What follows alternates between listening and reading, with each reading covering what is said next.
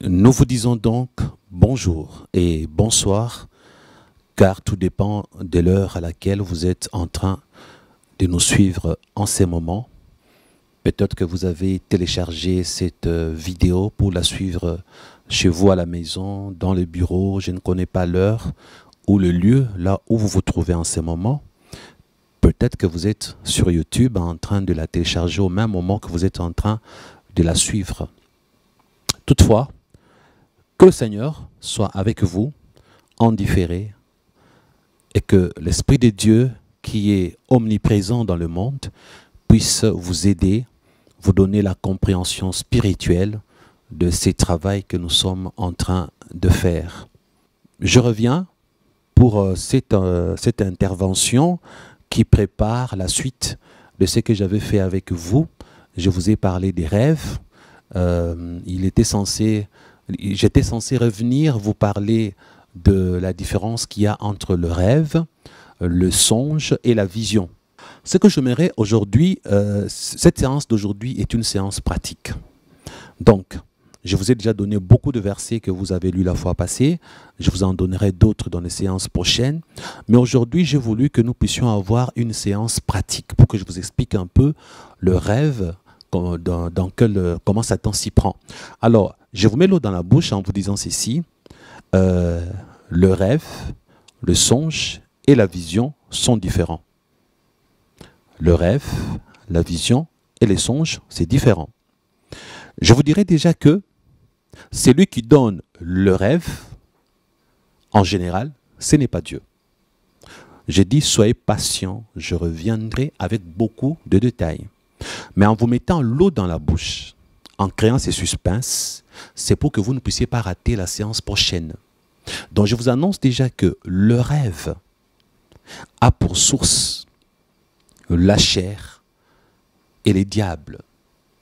Dieu ne travaille pas vraiment dans les rêves. Dieu travaille dans le songe et dans les visions. Quant à Satan, il travaille beaucoup dans les rêves et la chair également travaille beaucoup dans les rêves. Mais Satan ajoute une autre réalité qui n'est ni les rêves, ni le songe, ni la vision, mais qui est plutôt le cauchemar. Donc, le cauchemar, je n'ai pas étalé parmi le 3 pour que ça devienne 4, tout simplement parce que le cauchemar est inclus dans le rêve.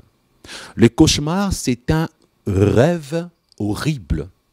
Le cauchemar est une intervention surnaturelle dans le rêve. D'accord? C'est pourquoi, lorsque je donnerai la différence entre le 3, je vous parlerai de rêve ainsi que du cauchemar. Dans le rêve au pluriel, les cauchemars au pluriel, je mettrai les deux ensemble et je vais nuancer. Et lorsque je parlerai des songes, je vais vous donner beaucoup de passages parce qu'il y a plus de 100 versets dans la Bible qui parlent des songes.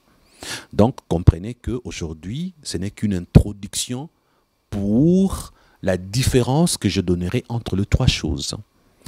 Et avant que je ne vous donne ces trois choses-là, aujourd'hui, je veux plus m'attarder sur le rêve dans un aspect. Je vous ai parlé de rêves répétitifs qui sont sacrificiels. Alors aujourd'hui, je veux rester un peu là-dessus, mais je veux ajouter un autre élément. J'ai eu à parler avec Mathieu Badjoko lorsqu'il a été sacrifié à Satan. Je ne sais pas si j'aurai le temps d'interpréter son témoignage pour diffuser cet aspect-là. Et je me suis rendu compte que son témoignage ressemblait au mien dans un aspect, lorsque j'ai été sacrifié à Satan par mon père. Alors Mathieu Badjoko raconte, il dit que lorsque son cousin Kabalis lui avait donné les billets de 5 dollars pour le sacrifier, il raconte qu'après avoir utilisé les 5 dollars, c'est à partir de ces jours-là, après avoir utilisé les 5 dollars, que Mathieu Badjoko a remarqué que sa vie n'était plus la même. Il nous a donné des détails du genre, il a constaté que à partir de ce moment-là, lorsqu'il dormait, ses nuits étaient devenues cauchemardesques. Il rêvait avec abondance. Mais qu'est-ce qu'il rêvait? Il rêvait continuellement les gens qui sont morts, qui venaient le voir pour lui dire « Bientôt c'est ton tour ». Qu'est-ce qu'il rêvait? Il rêvait le défunte personne de sa famille, peut-être le tante, le cousin, ceux qui sont morts, venir le visiter. Il le rêvait dans plusieurs contextes. Et qu'est-ce qu'il rêvait? Il rêvait vraiment de choses horribles. Et lorsque je l'écoutais, il est arrivé à un point où il dit, un jour, il avait ses amis, ils se sont décidés d'aller tout près du fleuve. Donc aller au fleuve pour aller nager, prendre de l'air. Et voilà, ils sont arrivés là-bas.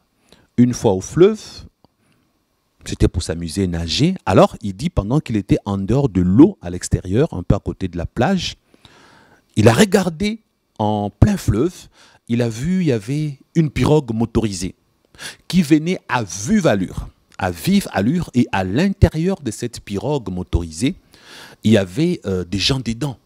Et les gens là qui venaient crier « Mathieu, Mathieu, s'il te plaît, Mathieu, Mathieu ». Alors, il a regardé, il criait, ces gens-là criaient à tue-tête. « Mathieu, viens nous rejoindre, viens ici, viens, on va s'amuser, Mathieu, viens ici ». Alors, quand il les a regardés, il a voulu se précipiter pour aller. Mais après, il s'est dit « Mais tiens, je ne les connais pas, ces gens. Qui sont-ils » Non, quand même, je ne peux pas aller comme ça, je ne veux pas d'abord à mes amis. Alors il dit à ses amis, attendez un peu, regardez ces gens-là qui sont arrivés avec leur... ça ressemblait à un canot rapide, à un hors-bord, bref, à une pirogue motorisée. Il dit, regardez, ils sont en train de m'appeler pour que je puisse les rejoindre. Ses amis qui étaient là se sont regardés entre eux et se sont dit, mais tiens, on ne voit rien, il n'y a rien. Mathieu, qu'est-ce qui va pas? Il n'y a rien, le fleuve, il n'y a rien, c'est vide là-bas. Il dit, mais regardez, ils sont là, ils sont en train de m'appeler.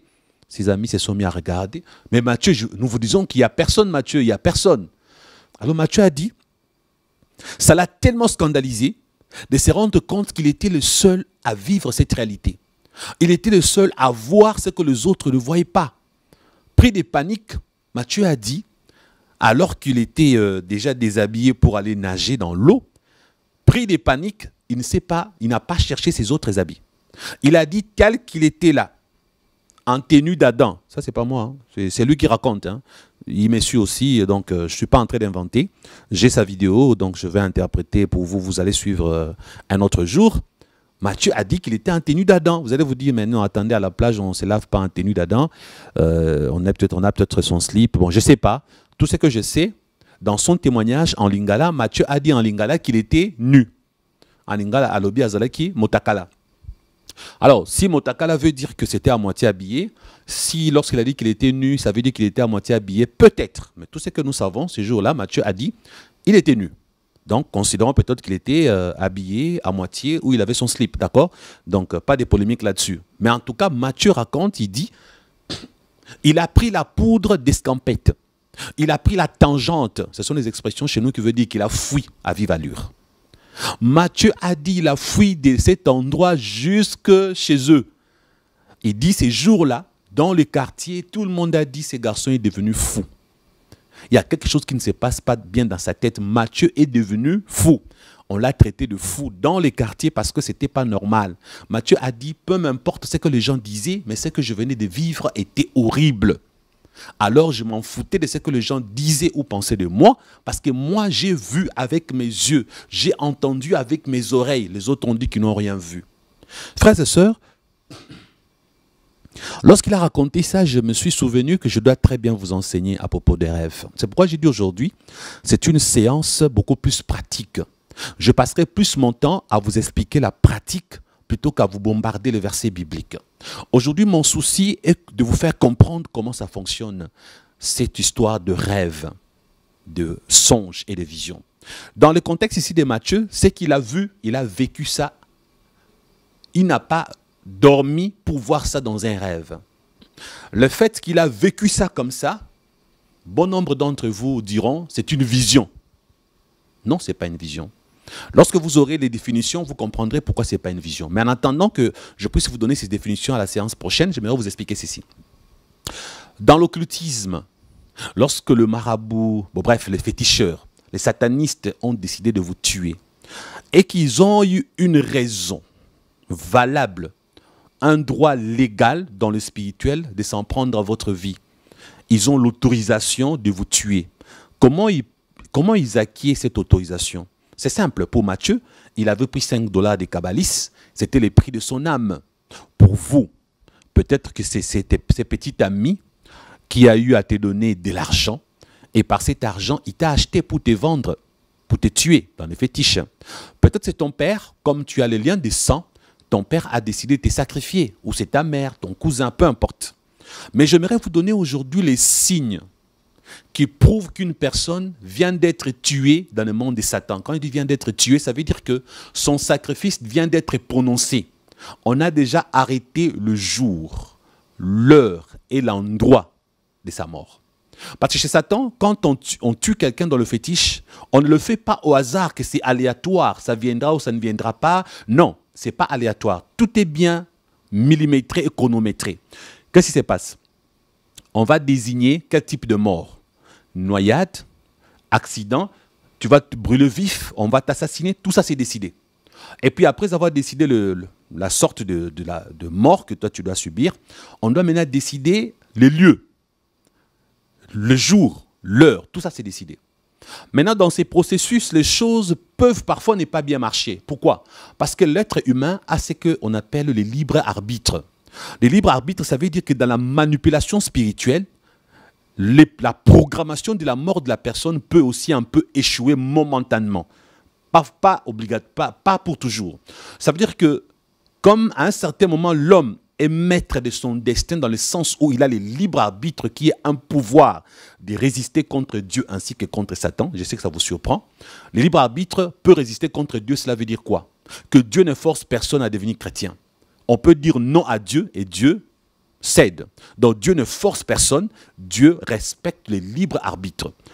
Parce que le libre arbitre est cette capacité que Dieu lui-même avait mis dans l'homme pour que l'homme soit capable de dire à Dieu non ou bien oui.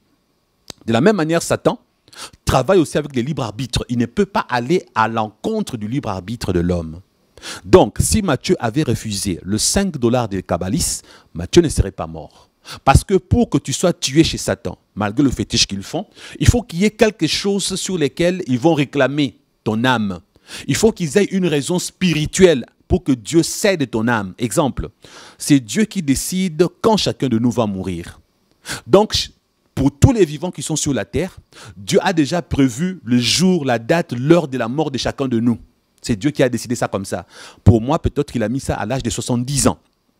Maintenant, pour que Satan me tue, il ne peut pas venir me tuer seulement comme ça, pouf, il me tue. Non.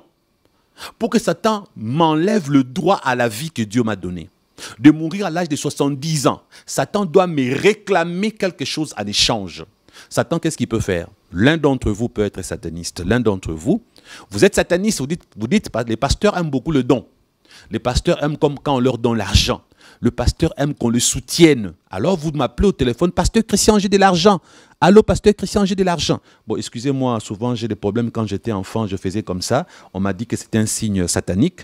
On m'a dit la fois passée que si je dois imiter les téléphones, je dois faire, je ne sais plus, parce que j'ai vraiment des problèmes. Hein. Ne me traitez pas de sataniste parce que les gens sont très sensibles. On m'a donné on m'a expliqué comment on fait les téléphones. Moi, je croyais qu'on faisait comme ça. Donc, depuis longtemps, j'ai toujours fait comme ça. On m'a dit que ça veut dire la main cornue des satanistes. Donc, je risque de faire ça inconsciemment. On va me traiter de sataniste. Je ne sais pas comment on m'a expliqué ça, mais je vais quand même mimer ça autrement. Donc, allô?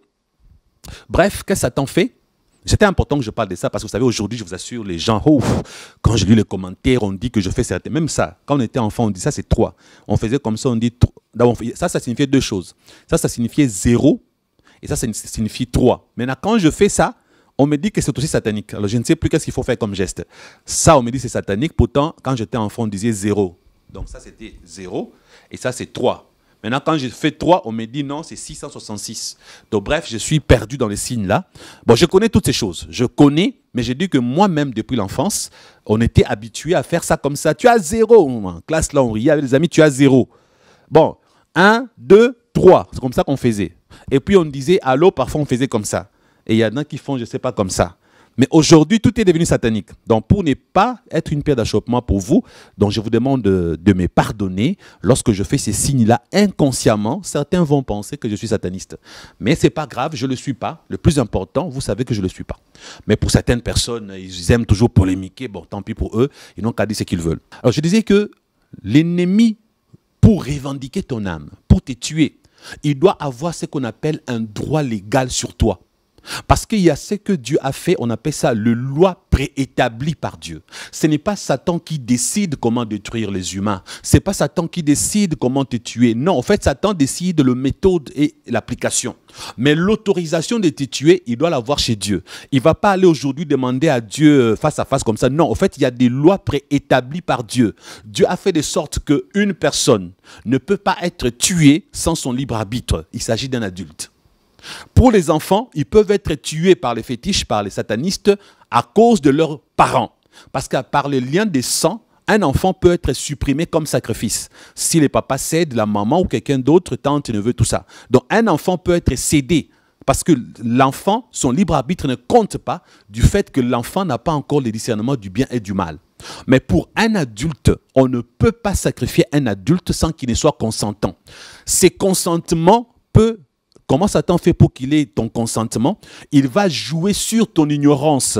Exemple, quand Matthieu recevait le 5 $ de la part des kabbalistes, Matthieu ne savait pas que le 5 $ c'était le prix de son âme. Ça, c'était l'ignorance. Mais l'acceptation de cet argent truqué, de l'argent maudit, c'est l'acceptation qui se transforme en contrat ou en pacte.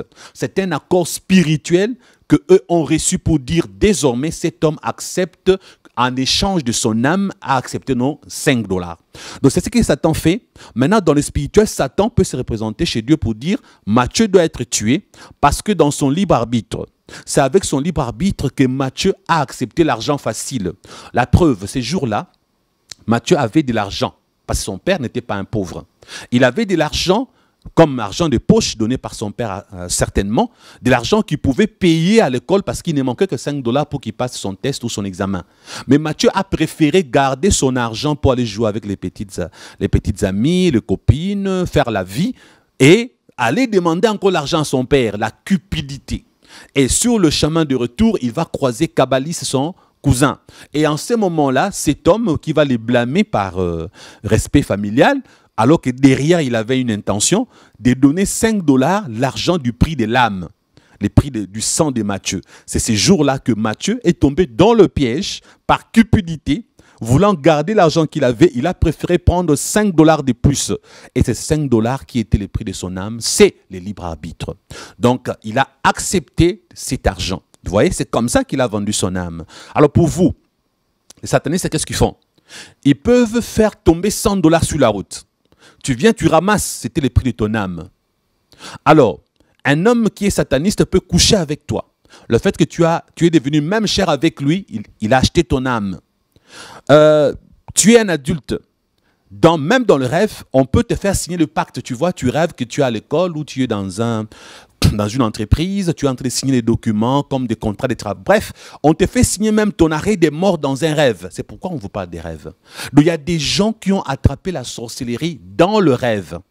Pourquoi? La viande que tu manges là dans la sorcellerie, dans le rêve, c'est ça, cette viande qui est la chair humaine qu'on a utilisée pour te donner la sorcellerie inconsciente. Donc, il y a tellement beaucoup d'exemples que je peux vous donner pour vous dire que beaucoup d'adultes ont, par le libre arbitre que Dieu leur a donné, associé avec le manque de connaissances, ont eu à se vendre chez Satan. Maintenant, avant que vous ne puissiez mourir, pour vous qui êtes déjà tombés dans le piège, avant que vous ne puissiez mourir, je vais vous donner les signes qui prouvent que vous avez été vendus. Bref, vous vous êtes vendus à Satan. Je vais vous donner les signes qui montrent que vous avez déjà été sacrifiés. Vous n'attendez que le jour de votre exécution. Avant de vous donner ces signes, je reviens sur ce que je disais. Comme Dieu a préparé la date de la mort de chacun de nous. Quand la date de ta mort arrive, personne ne peut empêcher ça. C'est pourquoi Satan, il a des satanistes à son service. Il a encore besoin d'eux. Mais dès que la date de la mort du sataniste arrive, la date fixée par Dieu, ce sataniste-là va mourir. Satan ne peut pas empêcher ça. Vous comprenez? Donc, que tu sois sataniste, serviteur de Dieu, Si la date de ta mort arrive, c'est Dieu qui décide. Et quand la date de la mort arrive, selon la Bible dit, il est réservé aux hommes de mourir une seule fois, et après quoi vient les jugements. Vous voyez? Donc il est réservé aux hommes de mourir une seule fois, après quoi vient les jugements. Comme c'est Dieu qui fixe la date de la mort des gens, supposons que moi je dois mourir à l'âge de 70 ans. Je dois mourir au mois de le 22 juillet. Ok, à l'âge de 70 ans. C'est ça que Dieu a fixé. Maintenant, Satan s'arrange à truquer, s'arrange à acheter les années qui me restent à vivre. Parmi vous, un sataniste m'appelle au téléphone, me donne un don de 3000 $. Moi, j'accepte ce don-là. Or, c'est un don pour acheter mon âme. Et que le jour où j'ai pris cet argent, je n'ai pas prié. Je l'ai pris peut-être par cupidité. Je l'ai pris peut-être par gourmandise. Bref, je ne me suis pas sécurisé à faire des prières spéciales pour sanctifier ces dons-là. Donc, si Dieu veut permettre qu'on me tue, cela veut dire que si je vis dans le péché et que Dieu m'a tourné les dos, ils peuvent arriver à me tuer. En ces moments-là, au lieu de mourir à l'âge de 70 ans, je peux mourir à l'âge de 60 ans. Donc, si je vivais dans le péché, je prends les 3000 $, c'est le prix de mon âme, on me tue. Regardez bien ce qui va se passer. En me tuant, Satan ne va pas vraiment me tuer. Parce que la date de ma mort, c'est à 70 ans. Lorsque Satan va me faire mourir à l'âge de 60 ans, il va vous faire voir que je suis mort. Ça veut dire que vous allez constater, pasteur Christian a attrapé le coronavirus, il est mort du coronavirus. Ou pasteur Christian est mort dans un accident de voiture. Ou pasteur Christian est mort, peu importe la mort en question. En fait, c'est ce que Satan va présenter aux humains. Vous verrez réellement le corps. Vous verrez vraiment que le corps est là, vous êtes en train de pleurer. Mais la vérité, c'est quoi? C'est un trucage. Parce que les gens pensent que ce qu'ils voient avec leurs yeux, c'est ce qui existe. Non. Ce qui existe, c'est ce que vous et moi voyons avec nos yeux. Oui, c'est ce qui est dans ce monde physique. Mais au-delà de ce monde physique, il y a le spirituel. Maintenant, ce qui est du côté spirituel ne peut être vu qu'avec des yeux spirituels. Voilà pourquoi les satanistes, Satan leur donne la capacité de voir ce qui se passe dans le monde spirituel pendant qu'ils sont dans la vie physique ici. Dans son corps physique, un sataniste peut voir le spirituel. Maintenant, toi qui n'es pas sataniste, quand on t'a déjà sacrifié, tes yeux spirituels vont s'ouvrir. Ils vont faire quelque chose pour que tes yeux commencent à voir ce qui se passe au-delà de cette vie normale. C'est le premier signe qui t'indique que tu es en contact avec le monde de Satan, plus précisément le deuxième monde ou un autre monde de Satan, parce qu'il y a plusieurs subdivisions dans le monde de Satan.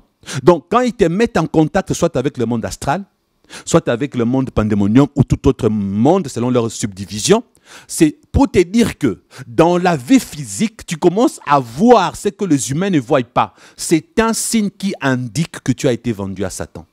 C'est un signe parce que tu n'es pas sataniste volontaire. Si tu étais pratiquant, on va dire que c'est une capacité volontaire que tu connais de voir ce qui se passe dans le monde physique, spirituel. Parce que quand Matthieu a vu dans l'eau ce qui est arrivé, ce qu'il a vu là, ce n'était pas physique. C'était un montage spirituel. Ce sont ses yeux spirituels qui ont vu.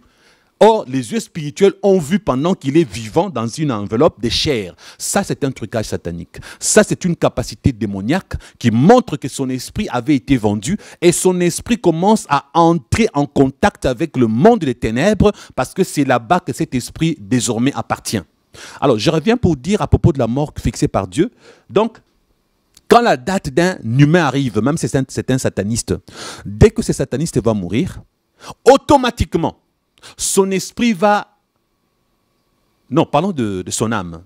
Son âme, d'abord son corps va mourir ici, soit une maladie, accident, peu importe ce que Dieu a décidé. Et dès que la personne meurt, son corps sera enterré.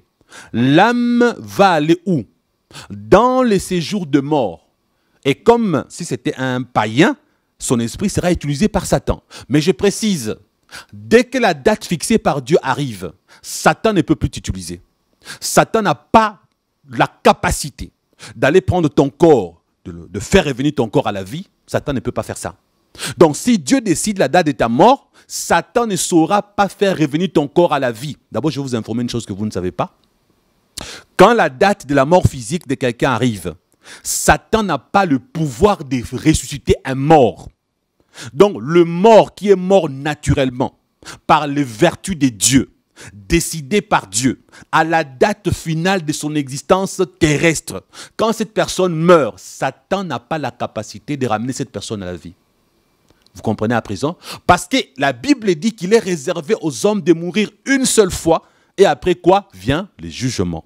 C'est ainsi que le corps retourne à la poussière, comme dit la Bible.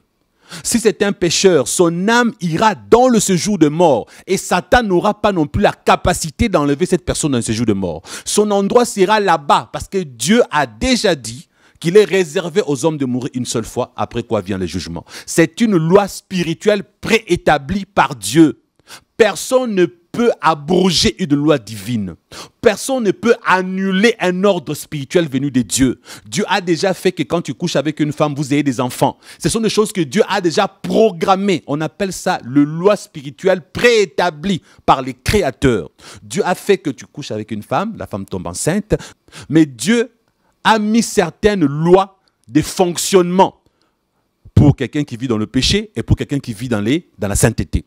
Donc quand Dieu a décidé que quelqu'un meurt, personne ne peut aller à l'encontre de ce que Dieu a décidé, même pas Satan. Donc Satan ne connaît pas comment ramener un corps à la vie, un corps tué par Dieu, un corps qui meurt à la date fixée par Dieu. Satan ne connaît pas le secret ni la technique de ramener ce corps à la vie. Vous comprenez? Et l'âme qui est déjà dans le séjour des morts, à la date fixée par Dieu, Satan ne connaît pas la formule, ni la technique spirituelle qu'il faut faire pour que cette âme-là soit utilisée. Mais l'esprit de celui qui est païen, la Bible dit en ce moment-là que de son vivant, il était fils de Satan. Donc, l'esprit, Satan peut essayer de l'utiliser, mais je pèse encore le mot, avec des limitations. Mais qu'est-ce que Satan fait pour qu'est-ce que Satan fait dans la tricherie? Satan, qu'est-ce qu'il fait? Comme je vous ai dit, vous êtes censé mourir à l'âge de 70 ans. Satan vous fait disparaître ici-bas sur terre. Les humains, pour eux, vous êtes morts, alors que votre mort est un trucage. Il y a eu un accident de voiture, votre corps était là, la tête écrabouillée, vous étiez vraiment mort. Satan a truqué. Satan, qu'est-ce qu'il fait dans un accident? Il y a des accidents qui se font.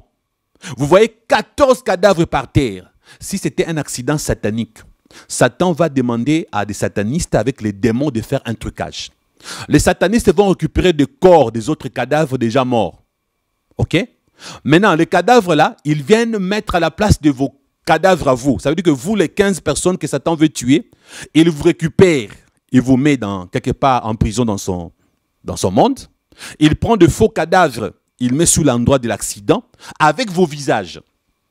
Les gens arrivent, ils vont constater, non, ça c'est vraiment Matondo, ça c'est Mama Pichou, ça c'est Lisette, ça c'est Dorcas, ça c'est... Vous voyez? Ce sont des cadavres avec vos visages. On peut amener ça à la morgue, on peut disséquer le corps, on peut faire les autopsies que les gens veulent, mais vos vrais corps ne sont plus là. En fait, Satan change de méthode.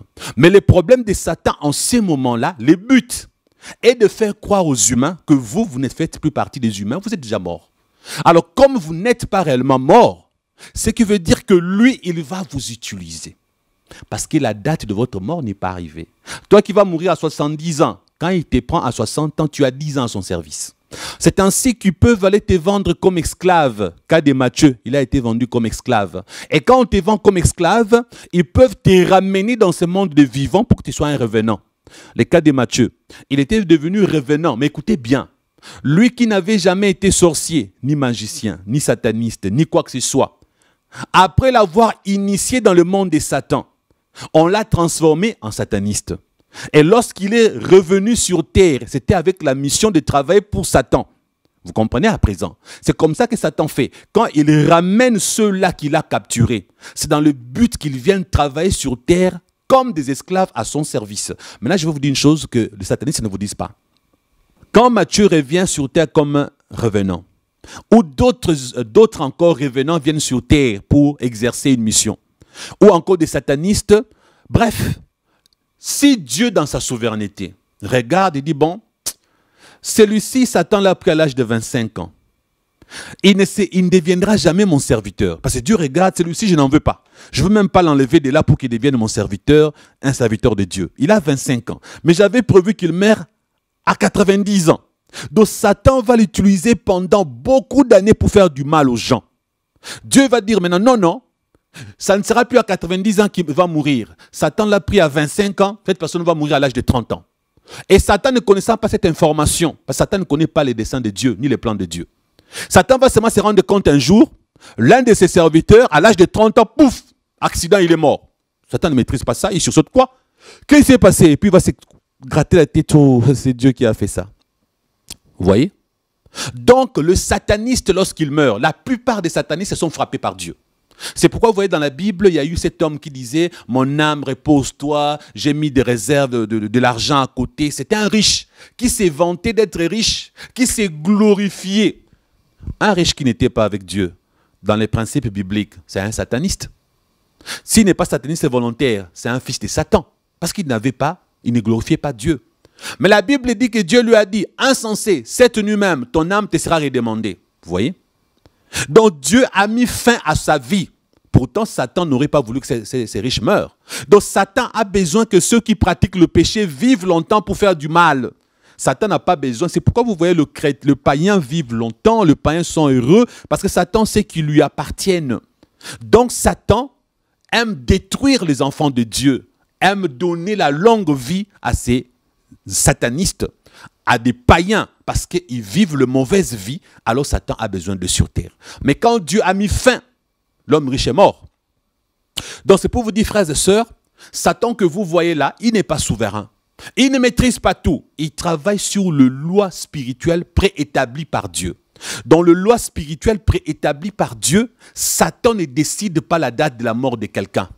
Parce que le mort perpétré par Satan, ce sont le mort à deux niveaux. Premier niveau, il y a la date que Dieu a fixée. Satan fait croire que vous êtes mort, il part vous utiliser jusqu'à la date de votre mort. Deuxième niveau, lorsque Satan décide de supprimer quelqu'un avant la date prévue par Dieu, il doit recevoir l'autorisation sous condition de votre libre arbitre. C'est sur base de ça que dans 1 Jean chapitre 3, verset 8, 9, 10, verset 10 partie A, dit clairement, c'est ainsi qu'on reconnaît ceux qui sont enfants de Dieu avec ceux qui sont enfants du diable. Donc, quelqu'un qui pratique le péché, quelqu'un qui vit volontairement dans le péché, les lois spirituelles préétablies par Dieu disent que si toi tu pratiques le péché volontairement, cette loi spirituelle, l'une des lois spirituelles au pluriel, donc l'une de ces lois-là spirituelles, dans 1 Jean chapitre 3, verset 8 à 10, cette loi donne l'autorité et l'autorisation à Satan de faire de toi sa fille ou son fils. C'est en ce moment-là, comme tu deviens fils et fille de Satan, désormais, comme Dieu avait fixé que tu meurs à l'âge de 90 ans, si Satan veut te supprimer à 70 ans, il le pourra. S'il veut te tuer à 60 ans, il le pourra. Parce qu'il va écourter ton existence terrestre, parce que désormais, tu lui appartiens. Tu n'appartiens plus à ton Créateur. Tu as maintenant compris? C'est ainsi que dans les témoignages de certains ex-satanistes, ils vous diront, lorsque Satan l'a utilisé, ou bien il y a des gens comme Matthieu a eu à témoigner ces derniers temps, vous aurez bientôt son témoignage en question sur cet aspect-là. Et il dit dans le monde des esclaves, il y a des satanistes qui, quand ils vous vendent, il y a des esprits méchants là-bas et d'autres qui boivent le sang. Maintenant, on élève les humains comme du bétail, comme des animaux. Lorsque ces satanistes ou cet esprit méchant veut boire du sang, on amène un humain, on coupe sa tête, on boit le sang. Maintenant, le corps qui reste, cette chair humaine-là, qu'on part vendre dans le monde comme viande hachée et autres. Alors maintenant, vous allez vous poser la question. Comment sur terre on l'a fait mourir et là-bas on part encore le tuer? Est-ce qu'on l'a tué 2 fois? On ne l'a pas tué 2 fois. On l'a tué une seule fois. La première mort était un trucage. C'est la deuxième mort qui est la vraie mort. Maintenant, la question se pose. Si c'est Dieu qui fixe les dates, ces jours-là, ce sont eux qui ont décidé. Depuis quand ils ont le droit? Pour ces cas-ci, c'est ce que je venais de vous dire. 1 Jean chapitre 3, versets 8, 9, 10, les lois préétablies par Dieu. L'une des lois dit que celui qui pratique volontairement le péché appartient à Satan. Et comme il appartient à Satan, Satan peut décider dans sa vie ce qu'il veut, même de tuer cette personne avant la date fixée par Dieu. Maintenant, écoutez bien.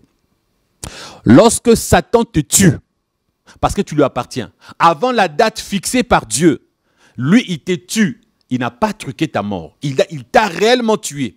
En ce moment-là, Satan sait que ton âme rejoindra automatiquement le séjour de mort pour être tourmenté. Satan sait que ton corps retournera à la poussière. Alors maintenant que Satan fait, comme Matthieu avait dit, au lieu que ton corps retourne à la poussière, il va faire de sorte que ton corps soit mangé. On mettra sur des boîtes à conserve ou sur le marché, on va te vendre comme viande de bœuf ou de vache. Mais ton esprit maintenant sera entre les mains de Satan. Pourquoi? Parce que Satan sait que tu lui appartiens, ton corps sera enterré ou mangé, ton âme rejoindra automatiquement le séjour de mort pour être tourmenté. Mais ton esprit sera utilisé par lui comme un démon. Vous comprenez? Donc ne vous embrouillez pas. Je vous dis une chose. Dieu n'a jamais créé les démons. Dieu n'avait créé que les anges, pas les démons. Retenez à partir d'aujourd'hui, comme Dieu n'a jamais créé les démons, ce sont les anges de Dieu qui ont accompagné Satan qui sont devenus démons. Maintenant, quand un ange devient démon, c'est en fonction de la nature, de la transformation de sa nature qui quitte d'une nature sainte à une nature pécheresse. Comme l'esprit de cet ange était saint, créé par Dieu, corrompu par le péché, cette nature d'ange se transforme en ce qu'on appelle démon. Alors maintenant l'homme, son esprit, parce que s'il y a une ressemblance entre nous et les anges, c'est parce que nous avons l'esprit comme eux ils sont esprits. Maintenant, si nous sommes différents d'eux, c'est parce que nous sommes créés à l'image de Dieu. Comme nous sommes créés à l'image de Dieu, nous sommes en quelque sorte trois. Nous sommes ce qu'on dit trichotomie ou tripartite. Dieu lui-même, il est Père, Fils et Saint-Esprit. Le mot Trinité n'est pas un mot biblique, il n'est pas dans la Bible. Mais dans la Bible, on parle du Père, du Fils et du Saint-Esprit. Dieu le Père, Dieu le Fils, Dieu le Saint-Esprit. Je ne parle pas de la Trinité, je parle de ce que la Bible dit. Le Père, le Fils et le Saint-Esprit. Maintenant, nous aussi les humains, nous sommes corps, âme et esprit. Mais les anges ne sont ni corps, ni âme, ni esprit. Donc, ils n'ont pas la dimension de l'enveloppe de la chair, ils n'ont pas la dimension de l'âme, ils ne sont qu'esprit. Maintenant, Dieu, lui est comme nous, parce qu'il fonctionne Père, Fils, Saint-Esprit. C'est là où je vous dis maintenant que comme l'homme a l'esprit comme l'ange, si Satan prend ton esprit pour faire avec un mal, du mal à d'autres humains, ton esprit en ces moments-là, comme c'est un esprit qui ne sera pas sauvé, comme c'est un esprit qui ne connaîtra pas la transformation. Parce que la Bible parle de la corruption et qu'à la résurrection de mort, ceux qui meurent en Christ, ils ne connaîtront pas la corruption. Donc Dieu va transformer les chrétiens, donc ils perdront leur enveloppe de chair parce que Jésus-Christ est le prémisse. À la résurrection, nous serons transformés. Il n'y aura plus de péché en nous. Maintenant, ceux qui meurent dans le péché, leur esprit est mort dans le péché. L'esprit, comme il est dénaturé par le péché, Satan prendra cet esprit pour l'utiliser avec la fonction du démon. Considérez à partir d'aujourd'hui qu'on appelle démon un ange qui était autrefois saint, mais devenu pécheur. Cet esprit d'ange qui était parfait, parce que Dieu l'avait créé parfait, à cause de la dénature. Et ça a été, l'esprit de l'ange a été dénaturé, corrompu par le péché, il devient démon. Et l'esprit humain, lorsqu'il est corrompu par le péché, en dehors de cette enveloppe de chair, il devient aussi démon. C'est la fonction. J'espère que vous avez compris. Souvent, les satanistes ne vous expliquent pas ça bien. Les ex-satanistes aussi ne vous donnent pas tous ces détails-là. Ils parlent seulement, et puis ils sont déjà passés, vous n'avez rien compris. Alors, quand je vous donne ces détails, c'est pour que vous puissiez comprendre. Donc, par là, quand Satan a détruit ton corps, on t'a enterré. Ton âme est dans un séjour de mort. Maintenant, ton esprit, qu'est-ce que lui fait? Il le prend. Il peut l'utiliser. C'est ce qu'on appelle des esprits humains. C'est une réalité difficile à comprendre pour les bébés spirituels et pour les serviteurs de Dieu qui n'ont pas la connaissance que nous avons. Maintenant, cet esprit humain-là, l'âme de cette personne à qui appartient l'esprit, dans le séjour de mort en train de souffrir, n'est même pas au courant de ce qu'on fait, de son esprit par Satan. Vous avez dit, mais pasteur Christian, c'est comment? Je vais vous expliquer. Quand vous enlevez dans votre corps, là, votre corps humain, si on enlève l'âme et l'esprit, qu'est-ce qui va se passer? Si on enlève l'âme et l'esprit, dans votre corps, vous allez voir que votre corps va tomber. Donc, quelqu'un peut continuer en train de respirer, mais l'âme n'est plus dedans, le corps n'est plus dedans, l'âme n'est plus dedans, l'esprit n'est plus dedans. Quelqu'un peut continuer à respirer une enveloppe vide. On peut taper dessus, vous ne sentirez rien parce que le corps est vide, l'âme et l'esprit sont déjà ôtés. Donc, comprenez à partir d'aujourd'hui que le corps humain n'existera pas sans l'âme et l'esprit. Parce que le corps sans l'âme, sans l'esprit, le corps ne peut pas bouger, ni parler, ni avoir la conscience. C'est l'âme qui est cette entité que Dieu a créée, où Dieu a placé la conscience avec les 5 sens. C'est pour cette raison que le corps humain